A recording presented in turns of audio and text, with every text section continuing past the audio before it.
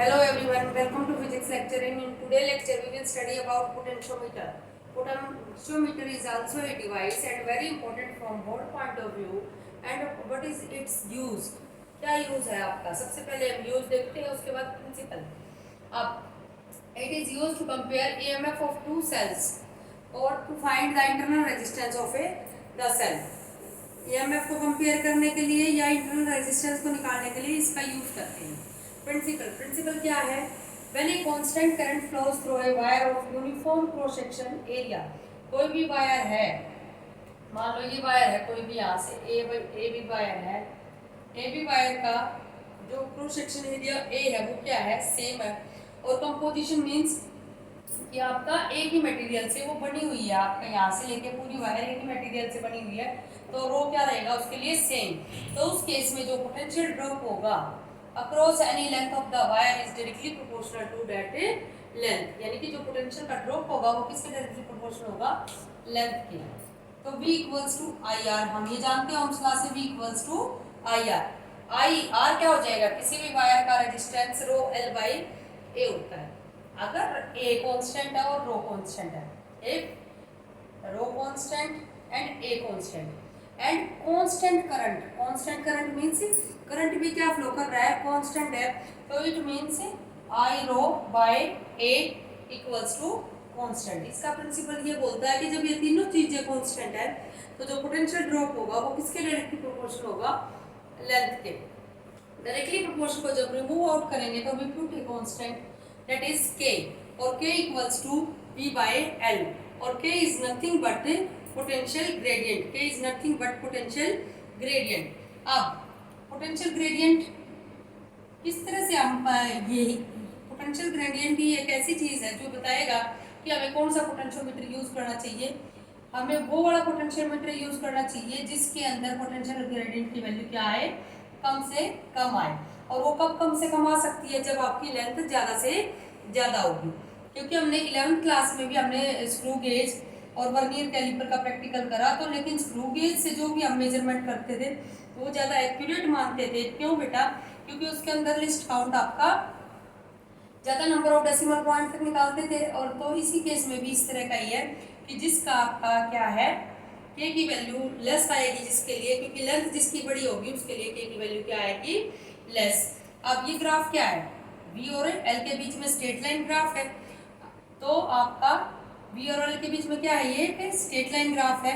ये भी board point of view से इम्पोर्टेंट है कि इसका प्रिंसिपल के अकॉर्डिंग कौन सा ग्राफ ड्रॉ होता है. तो V is directly proportional to L और K क्या हो जाएगा यहाँ पे? कांस्टेंट. ठीक है. कंस्ट्रक्शन देखिए बेटा, इसके अंदर ये आपका 4 वायर्स का है आपका, और आपका जो लैब में अवेलेबल होगा वो 4 to 10 वायर्स का हो सकता है. ठीक है. जो हमारी लैब में है वो 4 वायर का 400 सेंटीमीटर तक है. 4 सेंटीमीटर. अब ये देखिए ए से बी, ये देखो आपका कंस्ट्रक्शन के अंदर क्या दिखाते हैं. अब इस सर्किट को, जो इधर बड़ा सर्किट है, इसको एक्सिलरी सर्किट बोलते हैं. इस सारे को क्या बोलते हैं? एक्सिलरी सर्किट बोलते हैं. अब ये क्या है? बैटरी. बैटरी का पॉजिटिव टर्मिनल कहाँ जाएगा? ये ए टर्मिनल पे, और यहाँ पे उसकी 0 सेंटीमीटर से लेंथ स्टार्ट होगी और इधर की तरफ वो लेंथ बढ़ती जाएगी, तो वहाँ पे 100 सेंटीमीटर होगा. यहाँ से वापस आए ये 200 सेंटीमीटर, और ये आगे की तरफ गए 300, देन 400. ऐसे ही 600 का हो सकता है, 800 का हो सकता है, और आपका 10 वायर्स का हो सकता है. 10 वायर्स का आपका हो सकता है. तो अब कितनी वायर है? 1 2 3 4. अब ये क्या है? ये ए टर्मिनल का यहाँ पे क्या लगाएंगे हम? वो वोल्टमीटर लगाएंगे. ये वोल्टमीटर का पॉजिटिव टर्मिनल, ये क्या है? नेगेटिव. उसके साथ जॉकी को अटैच करेंगे कि ये जॉकी इसके ऊपर इधर से हमें 0 की तरफ से स्टार्ट करके लेंगे, और इस तरह से हमने इसके अंदर ये चेंजेस देखने हैं. ठीक है. तो आपका ये क्या है? एक तो 4 वायर्स का होगा, और एक वुडन ब्लॉक के ऊपर ये वायर्स अरेंज होंगी आपकी सारी की सारी, चारों की चारों. और जो ये स्ट्रिप लगी हुई है ये क्या होंगी? कॉपर की स्ट्रिप्स होंगी. और ये रियोस्टेट है जो करंट को फिक्स करने में हेल्प करेगा हमारी. और ये क्या है? की क्या करेगी? ओपन और क्लोज करने के लिए हेल्प करेगी.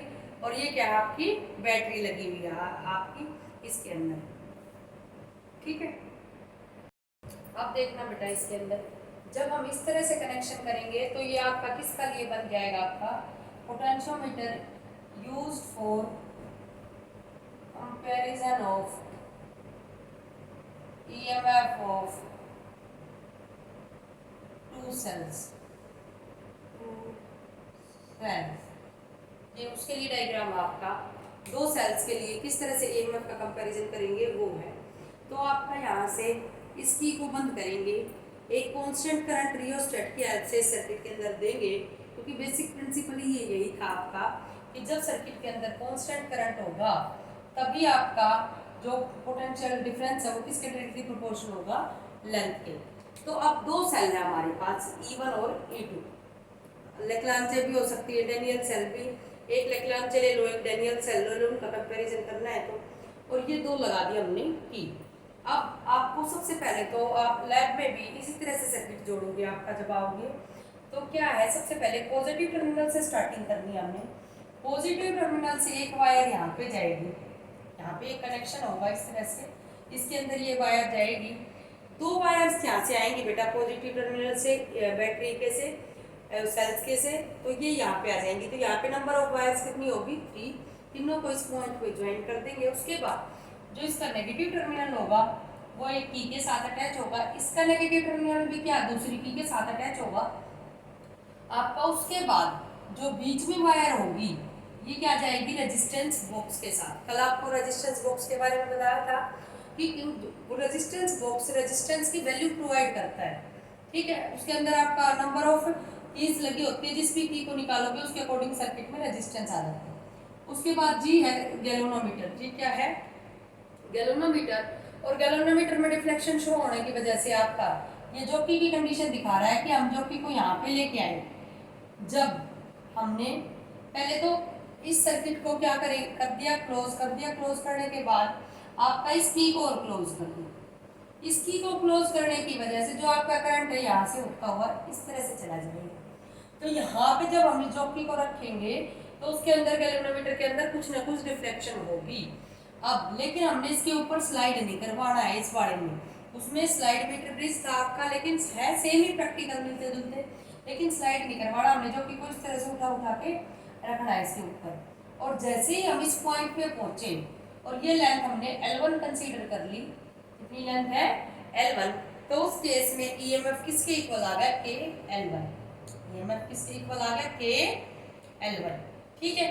उसके बाद अब ऊपर वाली को की को ओपन कर दो, लेकिन जो ये बी वाली की है ये दिस वन, इसको क्या कर दो क्लोज। क्लोज करने की वजह से सेकेंड EMF जो सेल होगी वो किस में आ जाएगी आपकी, इसमें सर्किट के अंदर आ जाएगी, और यहाँ से होते हुए फिर वही प्रोसीजर अप्लाई करना है कि हमने जीरो वाली स्टार्टिंग से यहाँ से एक पॉइंट से इसकी तरफ होते हुए यहाँ जाना है। तो आपका कौन सी लेंथ आएगी L2, और वो क्या हो जाएगी बेटा E2 equals to K L2। तो E1 by E2 equals to L1 by L2। Dimensionless होगा इनके रेशियो, क्योंकि ये दोनों सेम क्वांटिटी है, क्या होगा dimensionless. Second is for internal resistance of the cell. अब आपका ये आपका सर्किट है, इसके अंदर हमने इस की को क्या मान लिया बेटा K1। अब ध्यान से देखना है, इसको इजी है ये भी उसी की तरह कि आपका जैसे इस की को क्लोज करोगे, इस की को क्लोज करने से आप देखिए अगर आप K2 को ओपन रखते हो, K2 को क्या रखते हो ओपन, ओपन रखोगे तो यानी कि इस वाले सर्किट में कोई करंट फ्लो नहीं होगा, नहीं होएगा तो इसकी EMF होगी वो किसके डायरेक्टली प्रोपोर्शनल होगी, फिर वही कि हम जॉकी को यहाँ पे लेके आएंगे, यहाँ से इस तरह से उठा उठा के आगे की तरफ हम रखेंगे, रखोगे तो L1 लेंथ के ऊपर आपका EMF की वैल्यू क्या आ जाएगी K L1। उसके बाद आपका ये कब आएगी बेटा if K2 is close, K2 को क्या कर दोगे क्लोज, K2 को क्लोज करोगे तो आपका एक रेजिस्टेंस जुड़ गया सर्किट के अंदर, और रेजिस्टेंस जुड़ने की वजह से आपका ये जो EMF है ये किस में चेंज हो जाएगी टर्मिनल पोटेंशियल डिफरेंस में। अब टर्मिनल पोटेंशियल डिफरेंस क्या होगा K L2, क्योंकि ये अलग लेंथ पे आएगा आपका इसकी वैल्यू, तो E by V equals to L1 by L2, L1 by L2।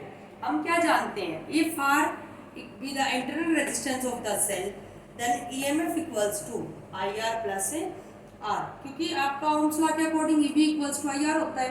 अब टोटल सर्किट टोटल वो क्या हो गया resistance, capital R plus small R, तो EMF equals to I equal into R plus R.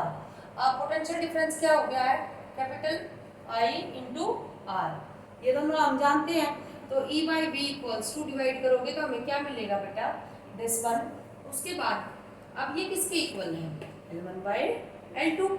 अब L1 बाई L2 तो है, अब यहाँ पे इसको डिवाइड कर दो, R बाई R करोगे 1 मिलेगा, small r by capital R, तो L1 बाई L2। अब उसके बाद ये 1 कहाँ जाएगा, उधर की तरफ जाएगा, माइनस हो जाएगा, तो small r by capital R equals to ये वैल्यू आ जाएगी, तो ये कैपिटल R उधर मल्टीप्लाई हो जाएगा, और ये किसके लिए बन गया आपका, internal resistance of the cell के लिए फार्मूला।